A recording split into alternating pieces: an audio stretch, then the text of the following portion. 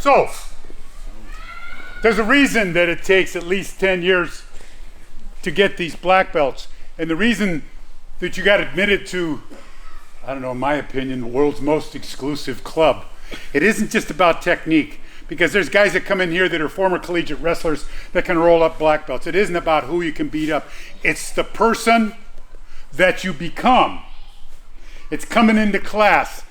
There's always problems in life. An obstacle is something we see when we lose sight of our goals. So everybody here, whether you've been the tapper or the tappee, you learn something every time. And when you come back, I know, and all the black belts here know, that you got something else to do tonight. You could be down at the bar, you could be goofing around, doing something lame, playing a video game, but you come down here to break a sweat, probably get your arm twisted backwards, tapped out, choked into unconsciousness. But the guy that keeps you coming back for more, don't ask me how he does it, but look around. Everybody keeps coming back. And there's a reason for that. That's all about leadership. So, I put together a little presentation tonight. It takes about 10 minutes. And I think, well, maybe we'll make Anthony cry. So, everybody please move back over there. I'm going to set up a projector right here, shoot something on that wall.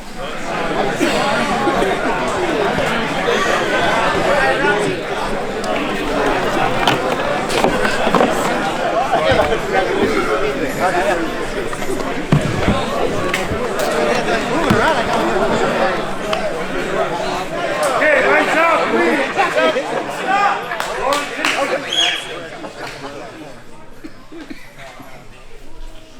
Okay, for the last year I've combed through Dojo archives and reached out to current students as well as those going back 37 years ago to find old pics. I was able to assemble over 1,000 grainy photographs going back since before cell phone cameras existed. Selecting a handful of pictures to chronicle our history was a complicated and lengthy process, especially while keeping this project a secret from Anthony. He knows everything. We've all heard about legends in martial arts and the famous dojos they represent. And sometimes we're fortunate enough to meet, or even better, train with a living legend. For me, that was beginning a grappling career with legendary Judo Gene LaBelle. After a year with Gene, he eventually sent me to Tenri Judo Dojo in East Los Angeles, one of the top 3 academies in the world known for producing Olympians. But cutting-edge knowledge and cutting-edge skills don't come easy. For 14 years, it was necessary to commute to Los Angeles 3 times a week to train in different arts with the best fighters in order to hone my skills. Our roots began as a full-contact, bare-knuckle karate school on the tattered old wrestling mats at the Palm Springs Youth Center. But after training with Gene LaBelle, there was no turning back, and in 1987, we grew into the first and largest grappling school in the Coachella Valley, with plans to create a local LA quality school that would also become a mecca for the best. Yet once that goal was achieved, who would carry the torch into the next century? Remembering that the hallmark of great sensei is not only becoming masters among peers, but also masters who not only recreate themselves, but can also make the next generation even stronger. And there were plenty of worthy candidates to take over the school. Yet once that goal was achieved, who would carry the torch into the next century? Thus, a difficult search was on, with the aid of our school's first black belt, my brother, Brad Nesty, and I, to find such men. Brad, wave your hand. Right here. He's right here.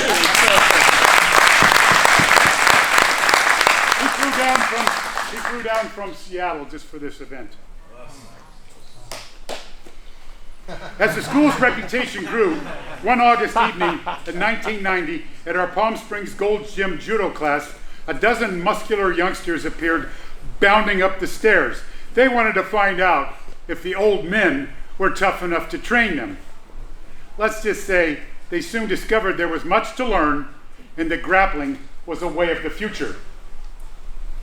But hey, let's go back a few decades. In the early hours of March 1st, 1976, there came a mysterious rumble from deep within the earth as a bolt of lightning streaked across the sky. It's rumored that maternity doctors were stunned as a chubby, curious infant burst into the world, throwing punches while launching into cartwheels. A gifted athlete from birth, fearing only kryptonite, Anthony Mantanona excelled in every physical endeavor he attempted. And through fate and genetics, Anthony was destined to be a leader in the world of martial arts. But as you can see, he's begun to dwindle away to nothing.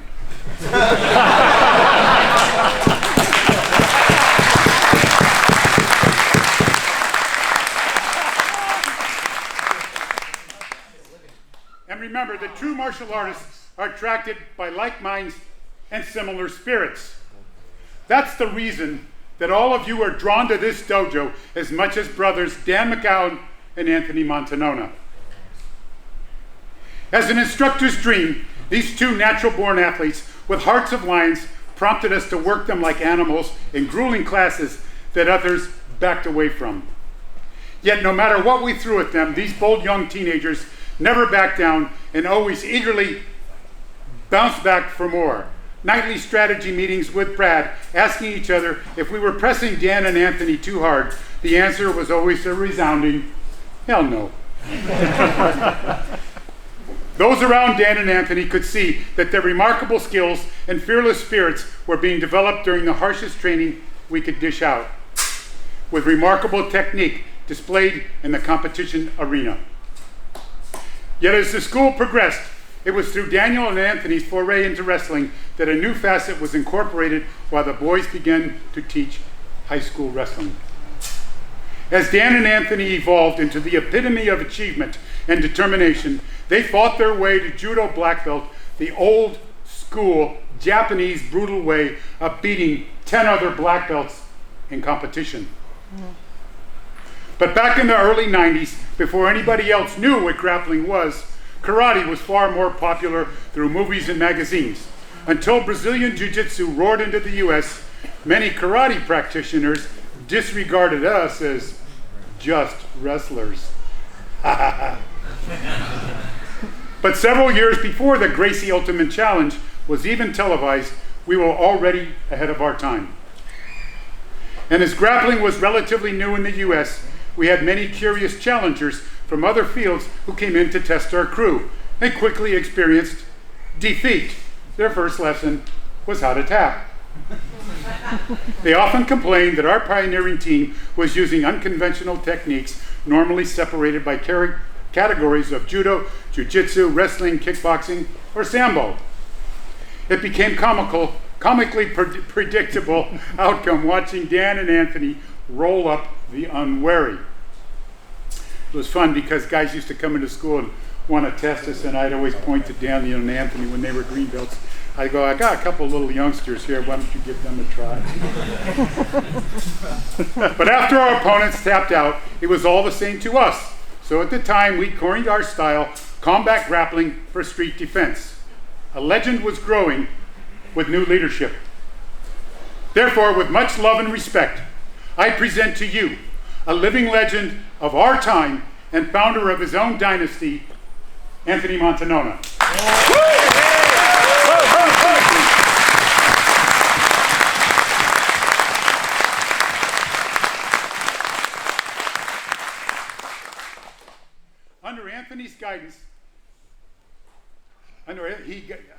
Under Anthony's guidance, he encourages competition along with highly skilled sparring partners who are also instrumental in every competition victory.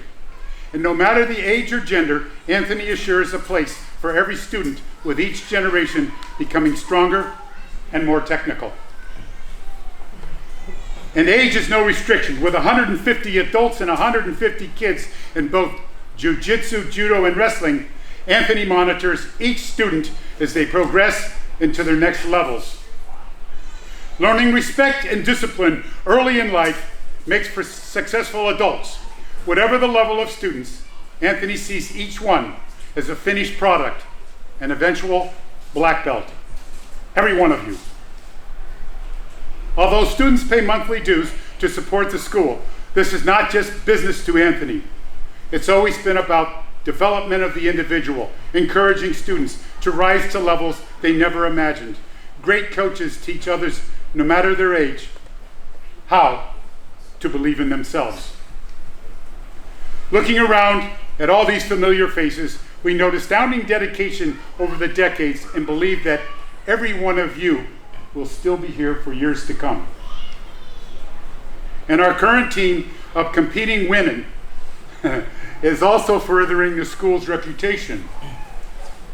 I don't know if you guys have been rolled up by the girls yet, but if you haven't, you will be.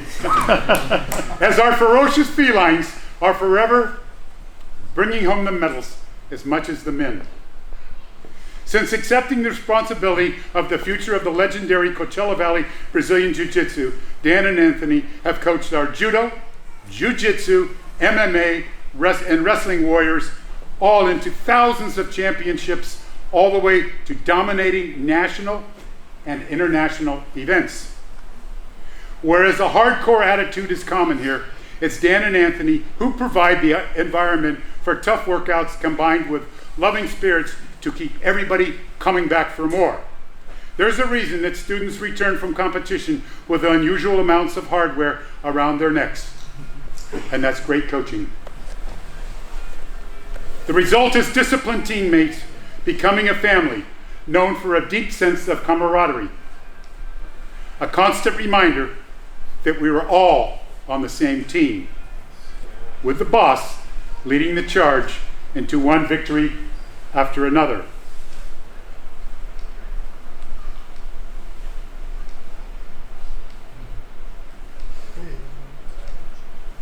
The dojo has already exploded into the world stage with international recognition for producing high-level champions in various forms of grappling. But not to be missed, though, was the magical romance of high school sweethearts, Anthony and Lisa. On May 4th, 2000, Anthony wedded Lisa and Wonder Woman in her own right. Since day one, Lisa has been the backbone of this dojo, constantly busy driving her children to various events, maintaining a household, and still managing the paperwork. Unfortunately, Lisa could not be here tonight because she has taken their daughter Mila to Oklahoma for a major wrestling tournament where last count I saw she won her match. I don't know what happened yet.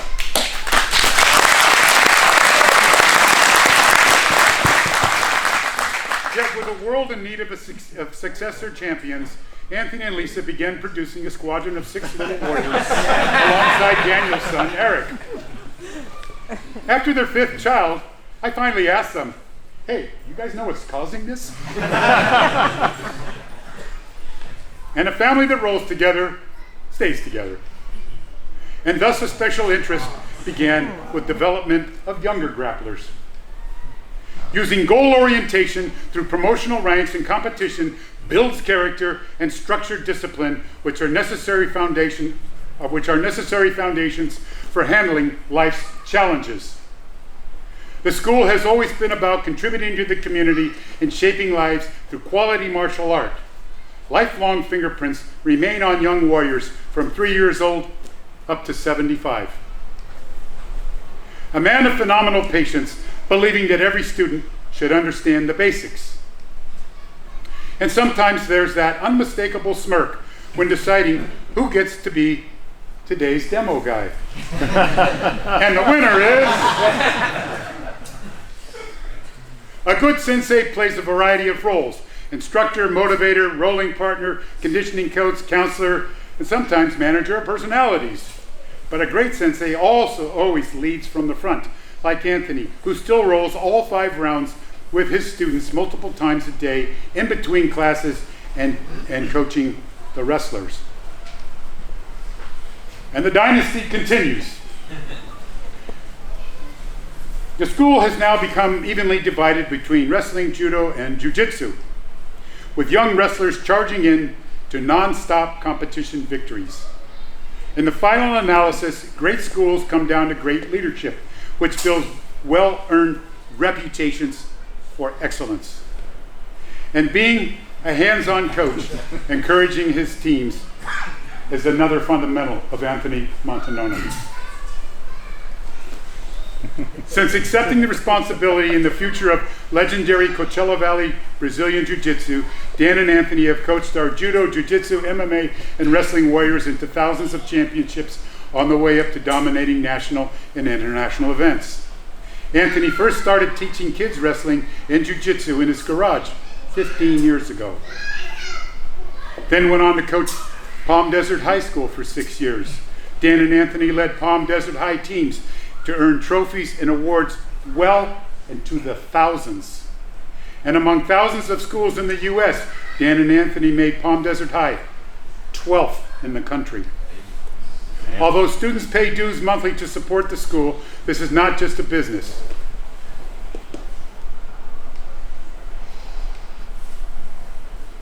And last year, the Palm Desert High team was 4th in the state. Dan and Anthony have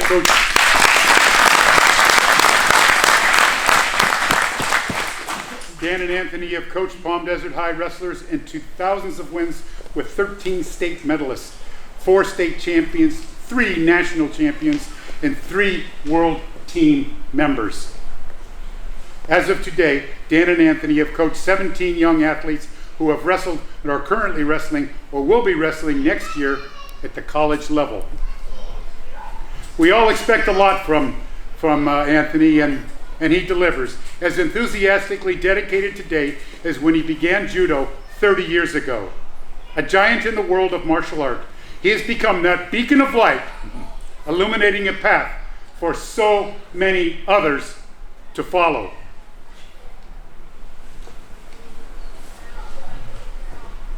And the highest achievement yet was Brock's recent 3rd place win at the World Championship Wrestling Tournament in Istanbul, Turkey. That's the highest for our school.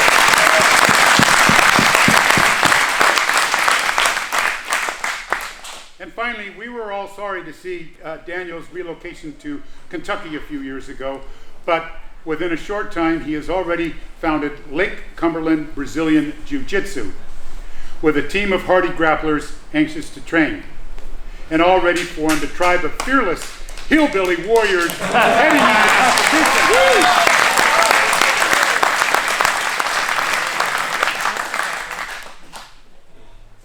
And for me, nearly 5 decades of devout martial arts training has become a spiritual journey into completing a circle of destiny. Early students have become my teachers, and training partners have become my coaches. But it's these 2 men who are like my sons, who have exceeded any expectations anyone could ever have imagined. During my early career, I was fortunate enough to train with world-class legends and world-class dojos. It is now your good fortune to train under these 2 living legends of our time in the world-famous Coachella Valley Brazilian Jiu-Jitsu. Let's show some love to the boys.